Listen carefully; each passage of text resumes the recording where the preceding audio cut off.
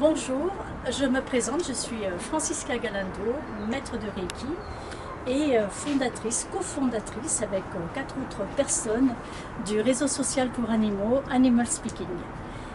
Comme je suis maître de Reiki, Étoile est un labrador femelle qui a de la dysplasie. Et cela lui crée de fortes douleurs. Je lui ai déjà donné 2 séances de Reiki, aujourd'hui je vais lui donner la 3e. Et Étoile est venue cette fois-ci chez moi. L'autre fois je m'étais déplacée pour aller chez elle. Mais là, comme elle va beaucoup mieux, qu'elle a beaucoup moins mal, elle est venue à la maison. Donc comme on se connaît, et comme c'est quand même un animal de compagnie très sympathique, il n'est pas nécessaire que je m'installe en méditation pour établir le contact, parce que cela a déjà été fait. Bien Étoile. D'une façon générale, lorsque vous voulez donner une séance de Reiki à un animal, surtout si vous ne le connaissez pas, il faut être très prudent. Il faut laisser l'animal décider. Et donc, pour cela, ce que je préconise, c'est de s'installer en méditation, de faire un grand calme en soi, bien sûr, une méditation, d'établir un contact avec l'animal d'âme à âme. Et pour cela, nous allons visualiser un pont. Nous allons nous voir sur ce pont et nous allons proposer à l'animal de venir nous rejoindre sur le pont. Quand il sera sur le pont, on lui demandera « Je sais, on m'a dit que tu souffres, est-ce que tu veux que j'essaye de te soulager? Dis-moi comment je peux t'aider à guérir. » Et lorsque la connexion est établie, on va attendre que l'animal vienne de lui-même chercher du Reiki. Là, pour Étoile, cette connexion avait déjà été faite sur les deux autres séances que j'avais faites. Donc je vais lui demander tout simplement, puisqu'elle est assise pas bien loin de moi, Étoile, veux-tu venir que je te fasse une séance de Reiki?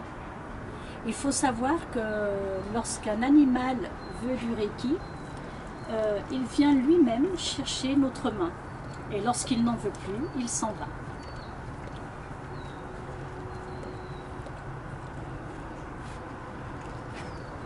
Étoile.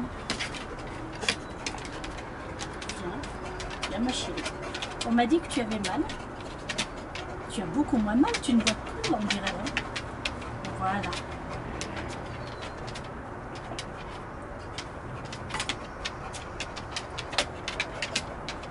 C'était du côté droit, je crois.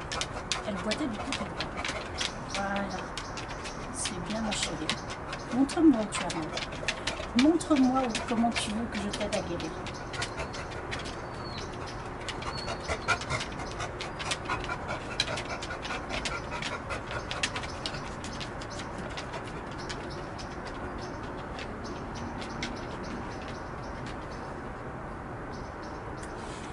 Visiblement, le peu de temps que je suis restée avec ma main sur elle a suffi à Étoile, puisque là maintenant elle s'est installée un petit peu plus loin, assise, bien sage,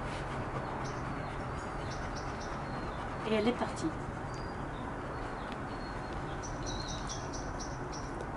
Donc voilà, ce qu'il faut savoir, c'est que lorsqu'un animal veut du Reiki, il vient chercher notre main. Lorsqu'un animal n'en veut plus, il s'en va. Si vous avez affaire à un animal sauvage, dit dangereux, hein, comme un tigre, un crocodile, un serpent ou autre chose, évidemment, vous n'irez pas poser votre main sur lui. Vous ferez du Reiki d'une autre façon, que je vous expliquerai la prochaine fois, lorsque nous irons au zoo, et où je vous montrerai comment faire avec un animal sauvage. Tu reviens? Tu reviens. Voilà, et bien je vous dis merci à tous de m'écouter et de me suivre sur cette vidéo. Nous sommes le réseau social pour animaux Animal Speaking. Venez nous rejoindre. Étoile est membre de ce réseau. Rien que pour les animaux. Merci.